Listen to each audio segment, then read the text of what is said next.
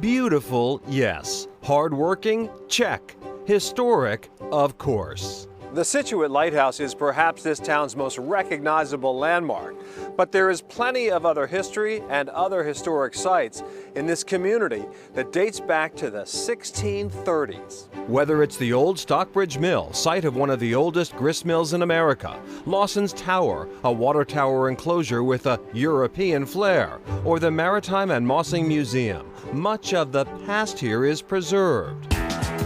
But the present is also rich with a thriving community of makers, innovators, and creators. Matt Swanson and his wife Shelley are the founders and forces behind Birch Barn Designs, a custom woodshop and retail space, an idea that began as they were getting married. I'd really wanted a cutting board for our wedding, but there was nothing just really awesome out there. Matt's version was so awesome it earned him the nickname the Cutting Board Guy at craft fairs and farmers markets. But he wanted more, so they developed a 4-tier line of products, which we've named Chop, Serve, Drink, and Live. So you have cutting boards, serving boards, drinkware, a bunch of beverage product, and then Live is a bunch of signs and home decor, our American flags. Not formally trained in woodworking, Matt follows a guiding philosophy that led to such innovations as a beer caddy with a hidden opener. Everything's function first. The twist is that it looks great, but something that you're not afraid to use. I want it to be used. Matt is branching out to create countertops, and the pandemic created a desperate need for desks for students learning remotely. It's a family affair, with Shelley handling the marketing and 1-year-old Madison providing moral support. It's fun being able to work with clients and they come in and they are able to pick the pieces out now, and how can we work with that to make their vision come to light. Matt Elder was born, raised, and is now brewing in Scituate. I was home brewing and I became obsessed with it. It took over my garage and just kind of came to an inflection point in my career where I said, all right, this doesn't have to be a hobby. So he left his consulting job and signed on with a brewery in Seattle to learn the trade. It's also where he met Kyle Hansen, co-founder and the head brewer of Untold Brewing. We came onto the scene thinking, you know what, we're going to be the West Coast brewery out here on the East Coast. That was our plan from the get-go, and we jumped out with a few West Coast IPAs and brown ale and blonde ale and a few other things. That very first West Coast IPA, East by Northwest, took off and has become their flagship beer.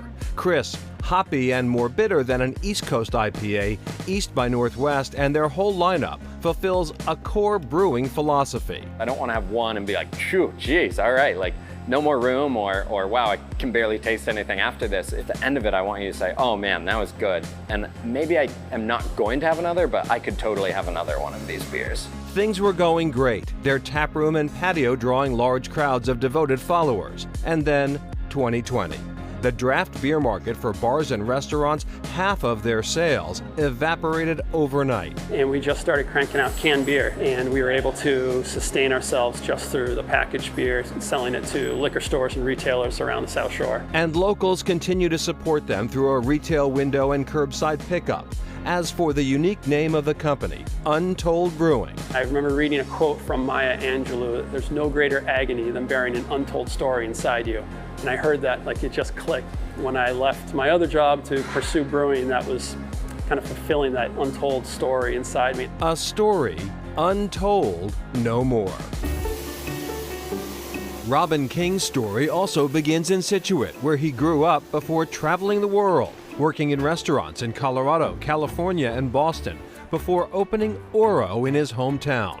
What I really wanted to present was how lucky we are to have such an abundance right at our doorstep. We're right on the beach. We get striped bass, we get lobsters, we get scallops, we got you name it. The Misto Del Mar, a raw tuna and salmon appetizer, is a crowd favorite, one of those can't take it off the menu items. I have always sort of cooked and thought and really enjoyed other people's food who take 3, 4, maybe 5 core ingredients and just let them speak for themselves. That's just how I enjoy doing it. His way was working just fine. After 10 successful years on Front Street on the harbor, King moved the restaurant to a spot on Route 3A in January. At 3 times the size, they were instantly doing 3 times the business. To turn around, take all your hard work for 10 years, move it to a whole new home, have it go well for 2 months and then just have someone pull the e-brake. You can't even make that up. All we can do is exactly what we've been doing. Keep running a clean, beautiful, warm, inviting, welcoming restaurant with great food, and let that speak for itself. And it has spoken volumes. The kid from Scituate, who once ran Kevin Costner's Santa Barbara restaurant, who cooked for and dined with Julia Child, has come home. I just do what I do, and I'm quiet and humble, and I think that that's the best way to go about it. So if it gets you to good places, then so be it. Good places like Scituate.